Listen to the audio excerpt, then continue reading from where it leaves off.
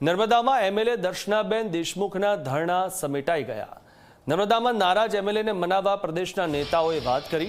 પ્રદેશ ભાજપના નેતાઓએ ટેલિફોનિક વાતચીત કરી। વાતચીત બાદ આંદોલન સમેટાયું હોવાનું જાણવા મળ્યું છે। પ્રદેશ નેતૃત્વએ સમજાવતા આંદોલન સમેટી લેવાયું। જો કે પોતાના અપમાન મુદ્દે ધારાસભ્ય શરૂઆતમાં આંદોલન સમેટવા તૈયાર હોવાનું પણ સૂત્રો જણાવી રહ્યા છે અને ધારાસભ્યને સમજાવવા માટે સ્થાનિક આગેવાનો પણ આગળ આવ્યા હતા। આ દરમિયાન આગામી સોમવારે નર્મદા જિલ્લાના સિનિયર નેતાઓની એક ટીમ ગાંધીનગર ખાતે પ્રદેશ નેતૃત્વ સમક્ષ રજૂઆત કરશે। નર્મદા જિલ્લા ભાજપ પ્રમુખ નીલ રાવ અને તેમની ટીમ દ્વારા આગેવાનોના અપમાન સહિતના મુદ્દાઓ અંગે રજૂઆત કરાશે।